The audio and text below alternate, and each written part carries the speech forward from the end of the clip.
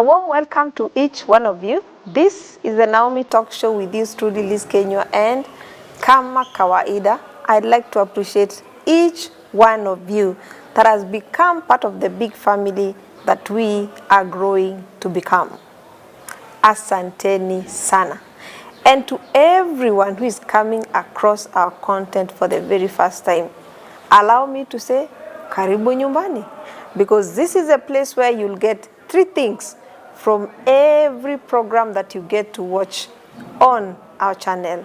Every story will educate you, will equip you, or inspire you to do life the way God intended, because they will sharpen us from every angle, from how to raise our children, from how to have an amazing holiday, from how to do, everything around the life that we live on a day-to-day basis. So kama you're new in this space, karibu sana, feel at home, and go through all the content that we have been uploading for the last many months that we've been on set.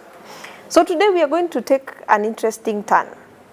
Today we are talking about nurturing holistic development in early childhood. A few months ago, we had a nutritionist on set, and she said the first 1,000 days of a child are crucial, are critical in developing their cognitive skills and everything around that child that needs to grow. So whatever the parent needs to do, that it's the first 1,000 days are very crucial. Now we build it up from there to know what we need to do to mold this holistic child and how we can walk around it. And we have an expert on set to help us do that.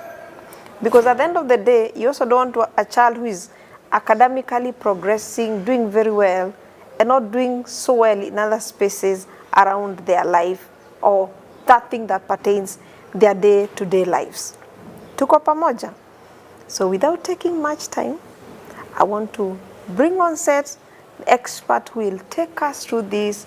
She's an amazing lady. I've known her for quite a long time. She has a school that we'll talk about as we get to the end, lakini tusianze hapo. Before I go ahead of myself, karibu sana. Thank you so much, Liz. Kindly introduce yourself to us. My name is Miriam Waringa, mostly referred to as Teacher Miriam. So I think it's just good to call me Teacher Miriam. Okay, Teacher Miriam. Teacher Miriam. Yes. Yes. Uh-huh.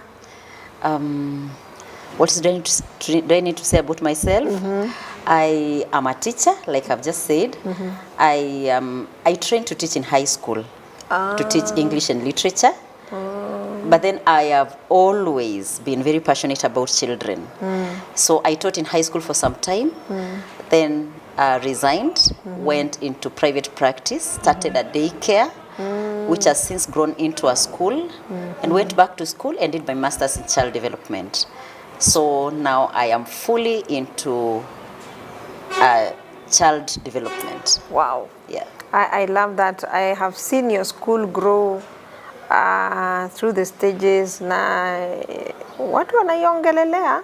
So we are benefiting and reaping from the experience that you have in that field, and we totally appreciate you giving us the time to be here. Thank you. So we begin from the place of what is a holistic development in early childhood?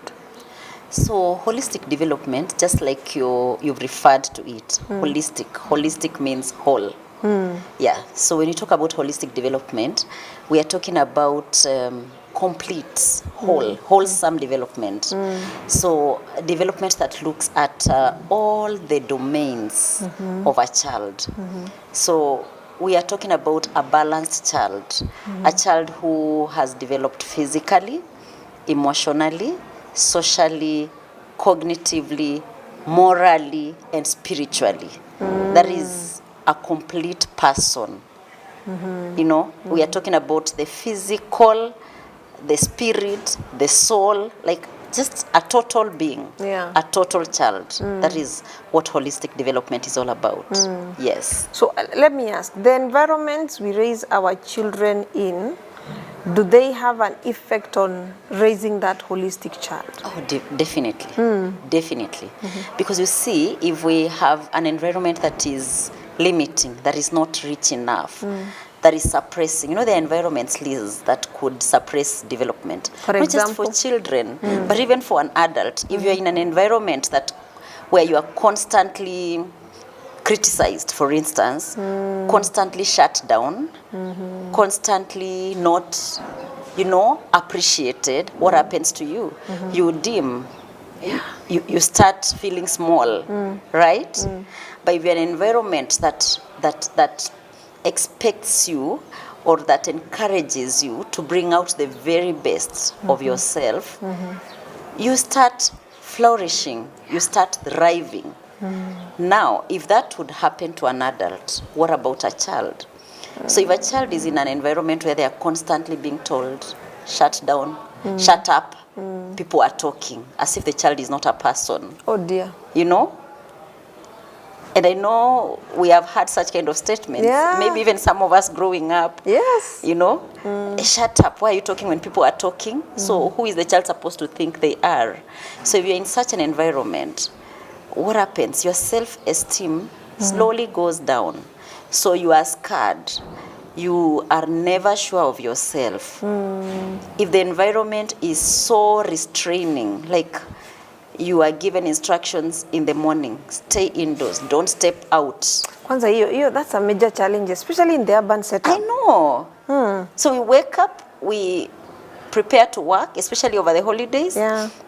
Because children are home, and for good reasons sometimes, Liz, because again, we are not also very sure about the safety of our children and the safety of our neighborhoods.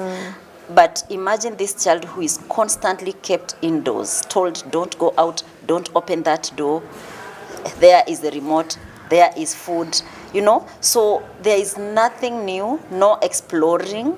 So what does that mean? This child is just not developing, so the environment is suppressing their development. Maybe they will grow physically because the food is there, and they can eat as much as they want and whenever they want. But that is just one aspect. And remember, if you are constantly eating and maybe just staying on screen, you are also risking lifestyle issues, obesity. No wonder more than ever in history we are raising children who are struggling with weight and with even childhood diabetes. I'm sure you've heard about that. In fact, I was surprised, and I asked the nutritionist when she came on set, and she said it's alarming. It is, indeed it is, it is. Growing up, we never used to associate some of these illnesses with young children. Yeah, but you see, we are feeding them.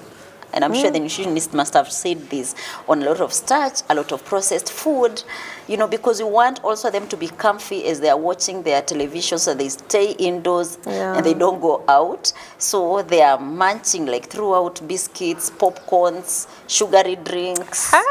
So the body is growing. What we never had, we want to give them. Exactly. So, most of us are coming from a space of, I never got this, my child will never lack it. So you provide overly. And as you're doing that, growth is much more. Yeah, growth is much more. So your child will put on weight, they'll become big, but that's just about it. What's happening to their brain? Imagine. What's happening to their emotions? Have you ever noticed that when you are too full, you actually start losing sense, even as an adult? Yeah. If you eat and you are full, no wonder the children of Israel were told, when you get there, you eat and you are full. Don't forget, because it's possible. So when this child eats, your mind becomes foggy. Exactly. So what is happening to their emotions? They start throwing tantrums. They are on a sugar rush. So the emotional development is curtailed. The mind, like you said, is foggy, so their cognition is curtailed, because in holistic development we are saying all these areas, they are connected. Your cognition is connected to your emotional development, connected to your social development. So you start, you are comfortable. You don't want any disturbance, so you'll be pushing people away. Yeah, so it's the environment is actually everything. Environment is everything in child nurturing. I just remember there's a day we had gone to see the doctor, and my daughter was in 12, and they were like, we need to check blood pressure. And in my head, we never grew up seeing ourselves being measured blood pressure at that age. And the nurse said, well, these days, We do. these things are happening as early as 12, Can you 13. imagine? Yes. Teenagers having hypertension. Yes. Diabetes. And you're like, man, where are we going? It's in our effort to give our children the comfort that we missed. Yes. Yes. And we don't want also them to engage in house chores, in the house, No, cleaning. but we have people to do that. We have, oh dear. Yes, and we grew up with a funny sense of work. Work felt like punishment. Yeah. So Very for the love we have for our children, we don't want to punish them. Yeah, without realizing how, in fact, research has proven that children who are engaged in household chores, simple chores like clearing the table, Yeah. cleaning the table, doing dishes, mopping the house, even watering plants, research has proven that those children have better chances of being successful as adults. Hebu angalia ile kamera uambie wazazi hivyo. Yes, so we are saying that this is research that has been done, because I know a lot of us feel like, why should I pay someone when and still have my children get tired? But clearly, there is a big link between involving children in house chores, and I'm not talking about them going to dig farms. I'm talking about them doing simple things like cleaning the table, just clearing the dishes after their meals, doing dishes, making their beds. I mean, it's them who sleeps on those Yes. beds. Yeah, making their beds and simple things. Even preparing simple meals, Liz. There is a serious link between that kind of involvement and success later in life. Wow. Yeah. We are learning. So you can go, you don't argue with research findings, by the way. There are two things you can't argue with. One, research findings and the Bible, what the Bible says. Those two things are there to show us, to direct us, to give us indicators of how we ought to do things at home. So the question is, whose role is it, or who is failing, asking for 100 other parents? You know, Liz, parenting is not easy. We all know that. Yeah. I am a mother, you are a mother. Yes. You know, it's not easy. And considering that, especially for parents raising multiple children, you are raising three, like me, I have 3 children, so I'm raising 3 different human beings with their different personalities. Yeah. They all came from me and their father, of course, but they are so different. Yeah. Yes, so parenting is work. And I think the moment we realize and take it as such, maybe we will do better. It's work that we need to be prepared for. It's work that that takes a toll on us emotionally. You know, we mostly look at it financially. I can't have another child. Where will I get school fees from? You're just looking at one aspect. But you, as a parent, you are constantly pouring into your child. So you need to be in a good emotional space, even for you to parent. Okay. And so for the better part of early childhood, we are talking about the first 1,000 years, 1,000 days. Sorry, that the nutritionist talked about. I'm so excited to hear that the nutritionist mentioned that, because it is true. The first 1,000 days of a child's life are, let me say, the most important. Yeah. Because that is from conception to 2 years. Yeah. So by that time, most of the time, it's expected that the primary caregiver will be the parent, because that child is not yet school age, right? Yeah, so now at that point, you are very influential. And again, some theorists say that that is the age that a child is developing what we call, is at the stage that we call trust versus mistrust. They are building trust or lack of it. So if the child cries and you just ignore the child, they learn, oh, the world is so cruel, no one cares. Wow. Yeah, so you are affecting their emotions.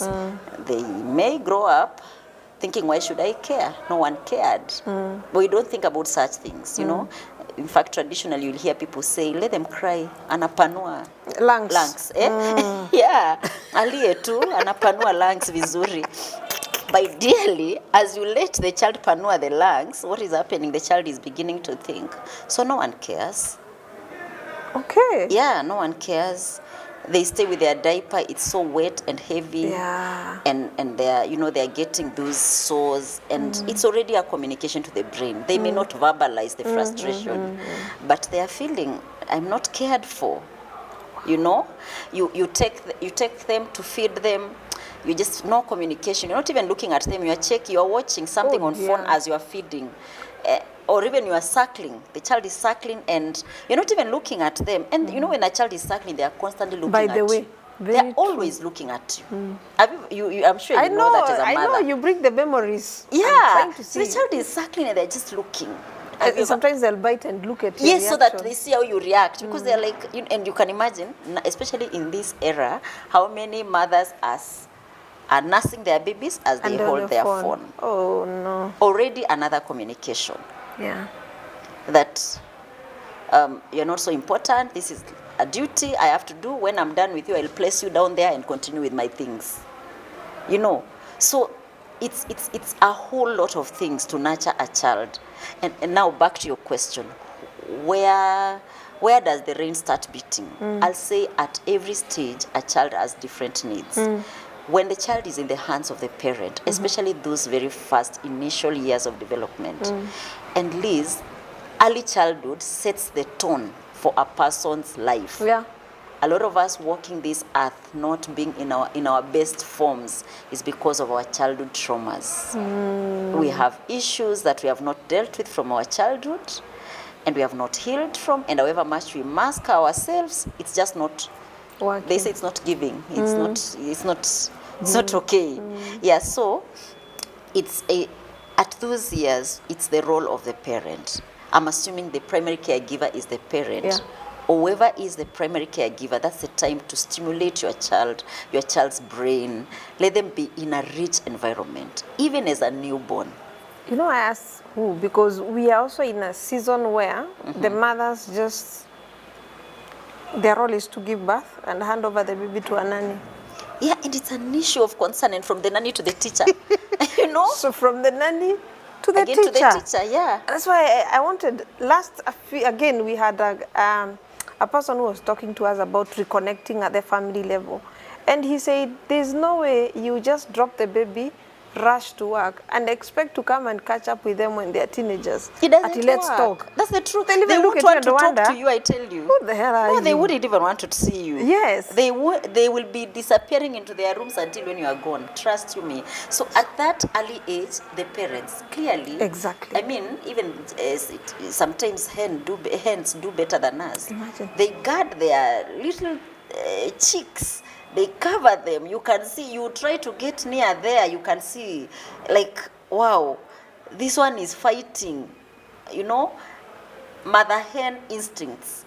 But it's like now as mothers, and I guess now with the work, I don't know, the fact that a lot of mothers are working and, you know, we are just busy doing life, and money, we feel like money should do these other things for us. But there's a thing that only you can do, because if the hen itself with no, I don't know, does a chicken have a brain? I don't know. But imagine with all that, it just being a chicken. It still covers. You don't get near their chicks, do you? I know. You will be pecked. Ooh. It will even fly. Yes. But how do we even just hand over the child, like you said, and even do a whole night of sleep comfortably? The child will be crying and they're being lulled across the corridors of our homes by someone who didn't actually give birth to them. And you are okay and you are healthy. So help us, God. And help us to understand what we need to do in every season as we raise our children. So yeah, it is sad, but let's now look at this child that has been brought to you at the school level. How can you describe when you see a child that this is a holistically molded child even from the home? Right. What are the things, indicators that you can say, well, this? You see, once again, holistic development means that this child has been taken care of in all domains.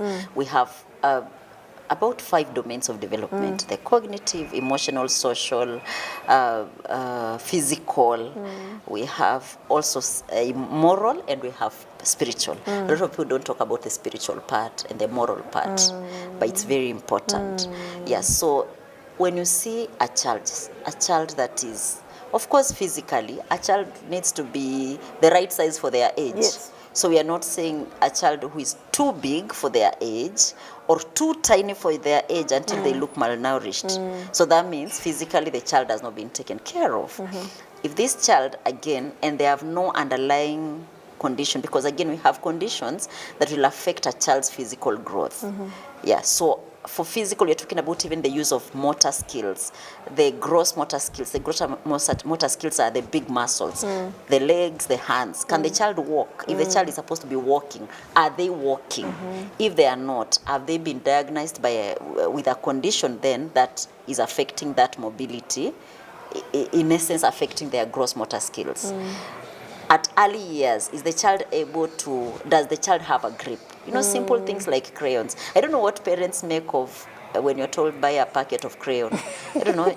I don't know. Can I speak as a parent? Maybe you should. These teachers, what do they want to do with these things? I know, right? But you see, when you buy a crayon and printing papers, I know those are things that schools ask for, right? Yeah. Yes, so now you have been asked for a printing paper and crayons. The idea is the teacher wants to give this child, your child, a crayon. There's a way that crayon is supposed to be held, okay? Just holding the crayon is already work. It's looking at the fine motor skills, the small muscles, the finger muscles. Is the child able to hold the crayon? Is the child able to color?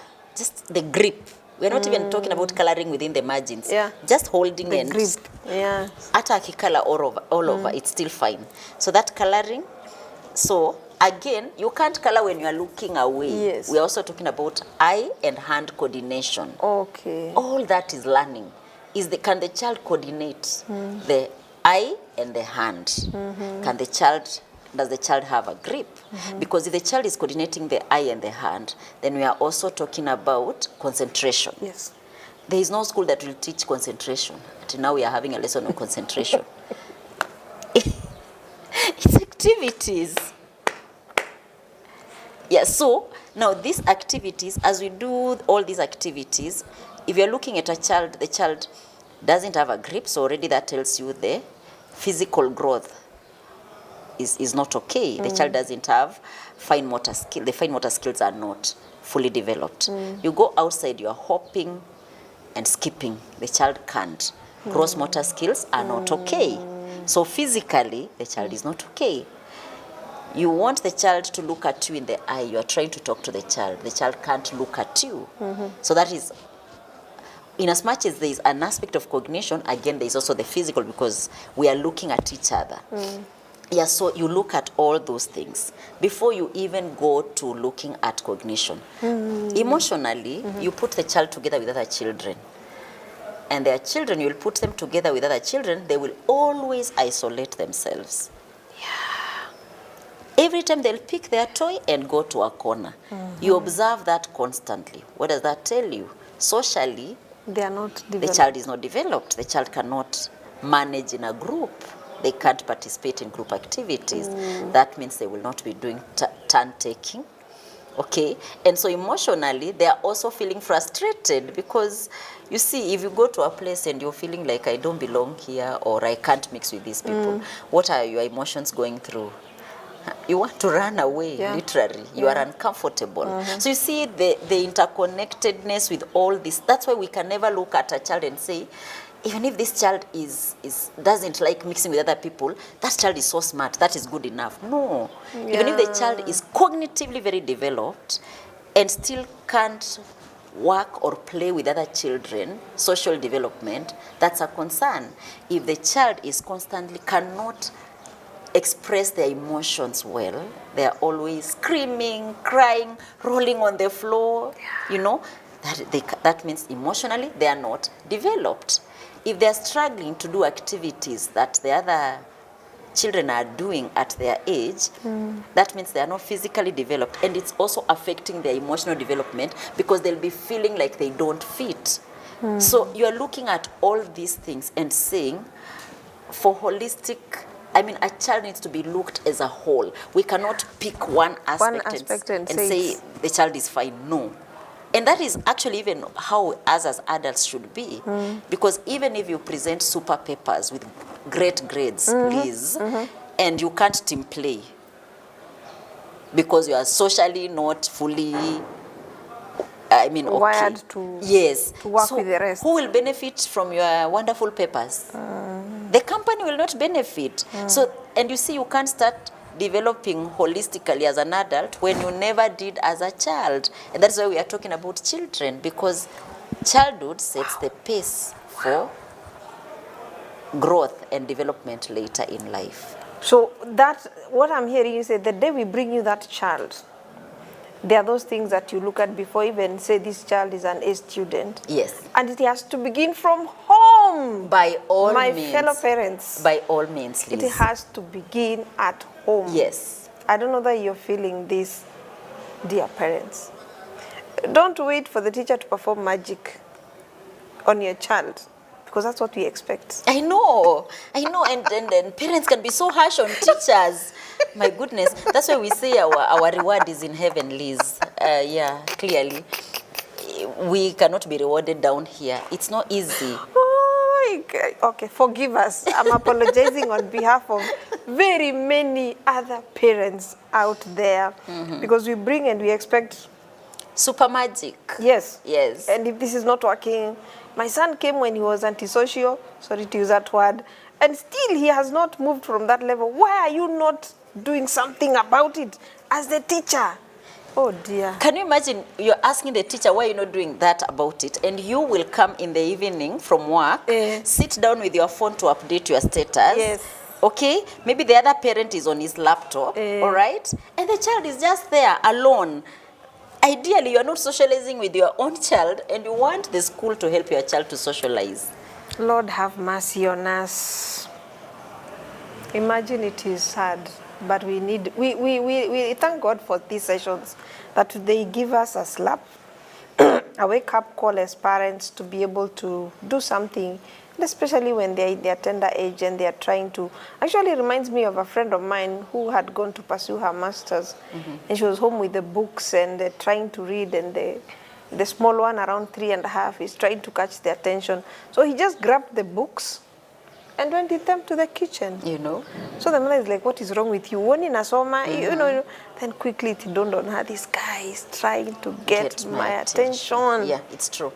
And Liz, what every parent needs to know is that, you see the way me and you are living our lives now, like we are so busy, you know, like you have it planned out. This child, however small, they are also living their life. Okay, you are not waiting for you to get serious with your children when they grow. You need to take them seriously now, so that when you are waking up and you have a 6-month-old, a 3-year-old, a 5-year-old, you already have their day planned. What time will they eat? What time will they wake up? When will they take a bath? How is their playtime? Because the way you are reporting to work or reporting to your business, that child needs to report to our PlayStation, because that's where they will be making use of their brain. You make use of your brain when you're doing what you do and what you are trained to do, okay? But this child, when they are there building the blocks, they are learning so much. They are learning patience, they are learning resilience, that when I stack the blocks and they fall, I need to try again. You never teach someone how to try again. You cannot teach. There is no school to teach resilience. Resilience is taught as we live. Yes. So when they sit on the mat nicely, they are stacking their blocks. They put a bigger block below a smaller block, or a smaller block below a big block, and they all tumble down, and the child feels frustrated. You know? Already that frustration is speaking to their emotions. They are learning, so this life has frustrations. Yeah. So I can lose it. I can get frustrated. So, okay, let me try again. That's a whole lesson on resilience with no teacher. So they try again, and it works, and maybe the caregiver or the parent comes in and says, oh, wow, what are you building? Oh, that looks very nice. What are you doing? Building their self-efficacy, their self-esteem. So confidence, again, is built. I can never sit you down here and tell you, Liz, be confident. Please be confident. You know you need to be confident. I cannot teach you that. I need to put you in an environment that requires you to develop that, and my work is to charge you. Yeah. Hey, this one needs a seminar. Wamama tukutane nyuma ya tent tulipie hii seminar. So what are the key elements of holistic development in a child? Okay, once I still go back to what holistic development is. So if a child is holistically developed, cognition, their brain is, that means they can problem solve. That means they can think critically. That means they are not acting, how do I put it? You know the way someone can act like a robot. You tell your child, pick that cup from the table, they pick, and then they stand. And they're looking at you. To give the next instruction. You know, a story is told of someone who went for an interview and they were, before they got into the office, they found a tap that was running.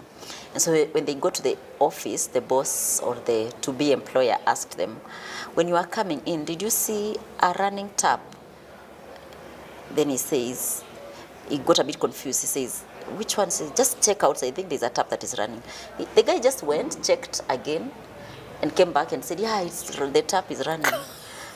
The boss was like, we are done with you. You just go home. You just go. Your interview is over.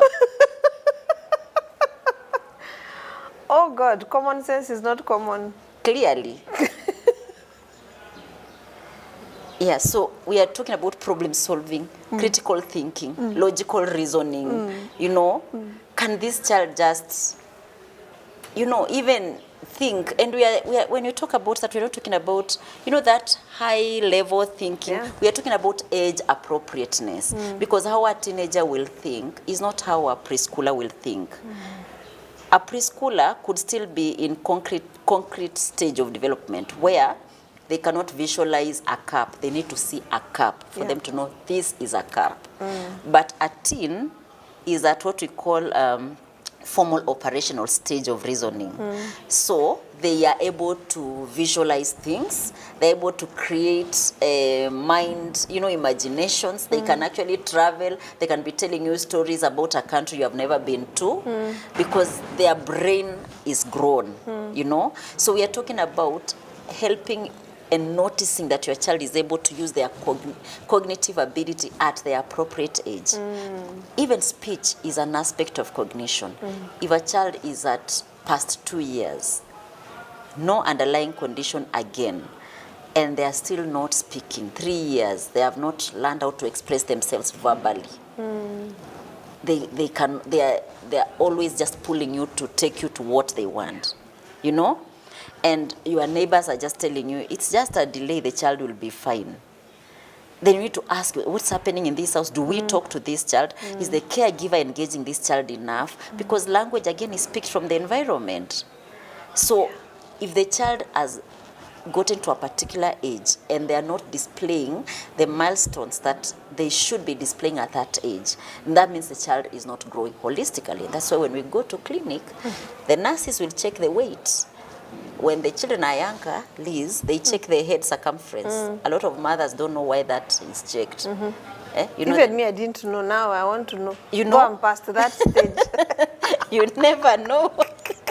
So you see, the nurse takes a tape measure and checks the head. And sadly, and I don't know why this happens, and I've been thinking, I think we need to have classes where parents need to know what is being done to their children. Me, I want to know. You know, you get a baby and you see the pediatrician putting their finger into your child's palm. And they don't tell you why they are doing that. Yes.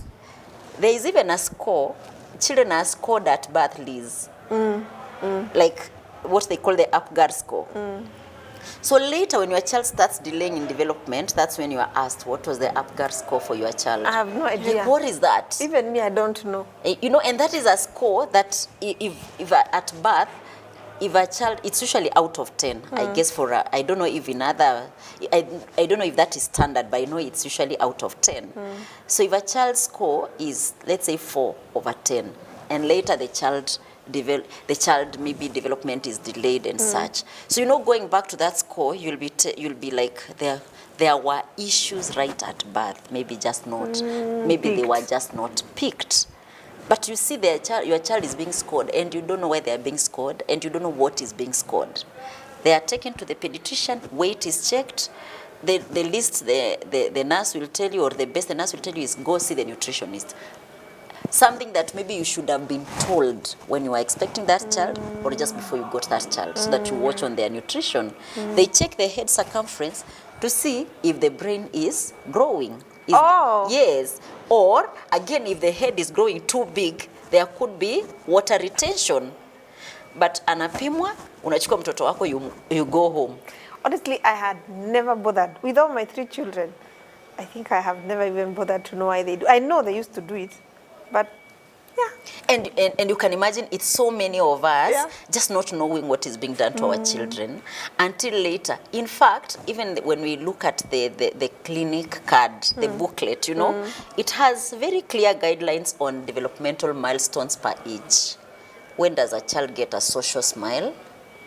When should the neck be, you know, strong and upright? You know, you make me go look for those things too. But I think it's a lot of good information that parents need to get. In fact, the other day I was saying, I'm thinking child development should be taught as a common course for because I mean, whether we are going to be parents or not, we are going at any point to interact with children. Yeah.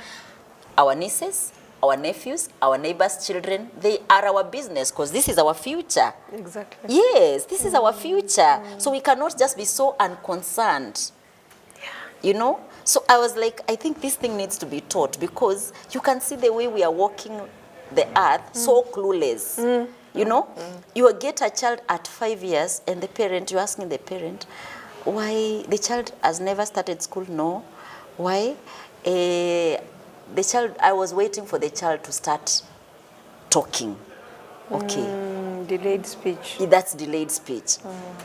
So this means this parent, by 5 years, you should have known if speech has not developed there, the child needs to do an assessment. You need to check what is delaying this speech. And you know, sometimes it's not always where there are these conditions that we are very worried about.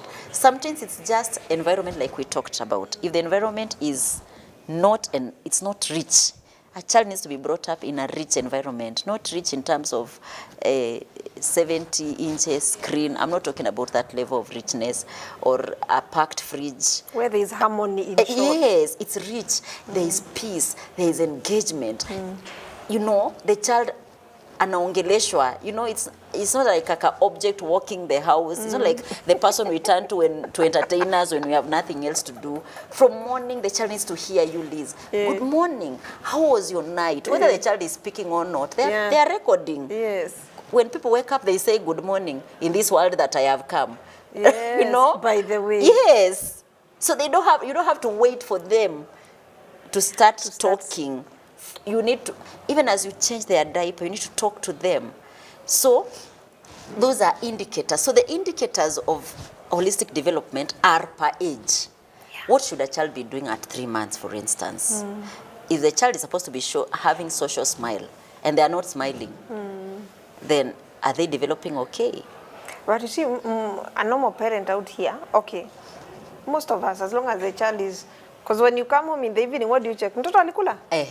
Hana fever? Yes. Will you change diaper? We are good to go. And that's where we lose it. And you know, even the caregivers know that is what we ask for. So they even have it already rehearsed. Alikula? Will you change diaper? Alilala mchana? Alilala, ameamka tu a few minutes ago. Bas. You are satisfied. Good. But you are not asking. You know, like even you yourself, you don't have a structure. You see the way parents get frustrated towards the holiday. Kwanza we are going into the December holiday. 2 good months. Wacha. Kuna fever. Inaitangwa nani fever? I know. 2 good months. Wameshaanza kupiga simu shosho ya receive watoto. You know, people, yeah. Because you clearly have no plan for these children. No plan. No, we had a teacher who came and tried to give us a plan of what we can do over the holiday. And she was I actually realized these children can be engaged throughout the holiday. Instead of us panicking, having them at home. Imagine.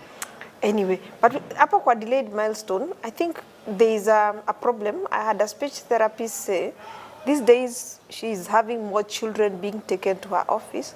And it's because they're speaking like cartoons. You see the way, because they're too much exposed to Cartoon language. to the cartoon. Cartoon speech, yes. 8 hours, It's 9 the same hours. story everywhere. The child is... That's what we are also dealing with as a school. Oh. And we need to know, Liz, these are human children who should be brought up by human people. Not by... You know, you hear a parent saying, nikiweka hiyo TV, I can go to town and back. And you are so proud of that. My child can cooperate. Anakaa the whole day. Nikimwekea chakula hapo na niwashe TV. Nitafanya shughuli zangu na mimi, I'll be fine the whole day. You should be worried. Because who is raising up this child for you? So, it's and you see, sitting and watching is passive learning. Please, you see, even you as an adult, you can get addicted to screen. People have lost jobs because of these screens. Unafika ofisi uko ni IG, unacheck FB, unacheck TikTok, you are just all over. That is where you are starting your day from. You have reports to submit, you have work to do, but you just hooked up kabisa. Now, if an adult who knows they have to work to meet their bills can get so hooked up to screen, what about a baby who has no cares in this world? They are not paying any bills. So you constantly sit them there. It's passive learning. They are receiving. There is no, there is passive. They're just sitting and receiving, imbibing. No giving back. Because when you watch something on TV, you cannot start saying, that's a lie. Who are you telling it's a lie? You can start saying that. So everything you watch becomes correct. Yeah. And so how the cartoons talk becomes how we should talk. Exactly. So your child is talking, your parents say, my child is talking, but they are talking to who? So they are talking, but the talking they are talking is not the talking of human beings. Yes, language is an aspect of an environment. And that is why when a child is growing up, they pick words from their immediate environment. That's why they'll start calling mom, dad. They'll start mentioning the words that are close to them. They go to school. Sometimes you can all become teacher in the house because they have picked another vocabulary, right? Yes, so if they are exposed to that cartoon language, and parents are so defensive when it comes to screen. They say, I want screen to teach my child English. English mtoto asome from cartoon. Cartoon unamwekea, I hear kuna hata za educational. Hapo ndio ana learn ABCD. There is no day human interaction. There is no day screen will beat human interaction. It will never happen. It will never. It will never. Because again, even the producers of those programs know that you are never going to sit through with your child to watch. They know you don't even know what they watch. So they could equally list those programs with things that are damaging for your child. They are. They are list already, yes. So a child, they know you won't be there. You won't know what your child is watching. So it will start as a child program. Then in between, I put in something small. Even children have been taught how to hurt their siblings or even to kill their siblings through these programs. How to revenge. Funny agendas are communicated through these programs because they know you're not going to sit there to watch. So when you strongly justify and say that screen teaches your child, I mean, it gets worrying. Where are you so that your child can be taught by screen? You're making us feel bad. Oh, I'm sorry. That's not the intention. I'm speaking to myself as well, by the way. I'm sorry. That's not the intention. But I know we are good parents. We are doing our best. Yes. But clearly, we just need to think straight and realize these children have been placed in our hands by God for us to mentor and to mold them. And Liz, you are a parent is a very, I think I would say, of course, God has the destiny of these children in his hands because he knew them before they were formed in our wombs, right? So he has their destiny in their hands. But he uses you to take those children through their destiny because that's why he says, why have I put you together so that you can raise for me a godly offspring? He could still raise the godly offspring on his own. Just drop them like that. Yes, and they will still, because he has all that power. But he clearly states he wants you to raise for him a godly offspring. So it's your duty. Sawa. I'm responding on behalf of my fellow parents. We will adjust accordingly. So we have to learn discipline. And I hope you have confirmed she's very informed. So wewe ni mzazi na wewe ni mwalimu na wewe ni proprietor. Shule iko wapi? kama watu wa hiyo side wenye watakutana na hii video wanaweza ipata, alafu wakuje kwa hiyo shule? Oh, yeah. Shule iko Donholm. We have 2 locations in Donholm. We have a center in the New Radesham Estate, and we have another center just behind Equity Bank. We are an inclusive school, Liz. We take care of, we have the neurotypical children. Those are the children that the lay people will refer to as normal, but they are all people are normal. Yeah, so we call them neurotypical, the regular children. And we also have the special needs children, children who have been diagnosed with special needs like autism, attention deficit hyperactivity disorder, dyslexia, cerebral palsy. We also take children with cerebral palsy and any other delayed development. We also have therapy sessions, speech therapy, occupational therapy. We also recommend assessment. Sometimes parents just don't know. So the child is delaying and they don't know why they delay. So we advise them and ask them to take the children for assessment so they know what they are dealing with. Once they know what they are dealing with, they bring back the child, and so we develop a program to help the child navigate through the challenges that they are going through. And then we also have another center in Syokimau, just doing the same. Yes. You need to connect with her for that super, let me call it super, assessment and growth of your child, if you live within the radius of the spaces she has mentioned. By the way, it's a good safe space for your child. I can confirm that, because of course we know there are spaces that are not safe. That's true. And the holistic part of a child, even growing up spiritually, I can assure you, ako sawa. Ako sawa. So as we end, I would like to, of course, from the discussion we have engaged in, is to challenge each parent to realize that God gives us his children, and through every season, there are things we need to, critical questions we need to ask. What do I need to delegate as I raise up my children? What do I need to defer? What do I need to delete? Because there are times you have to delete some assignments, some tasks, some jobs for you to be able to be there and present for your child. There are things that you have to defer to do them later for you to be able to raise a holistic child. And of course, there are times you need to know what to delegate. So trust God for the wisdom to know what to do, how to do it, and when to do it as the seasons in your child's life unfold. Because at the end of the day, we want to raise a holistic human being who can fit well in society, regardless of where they are placed. So as you think about it, let me say, God bless you. See you next time.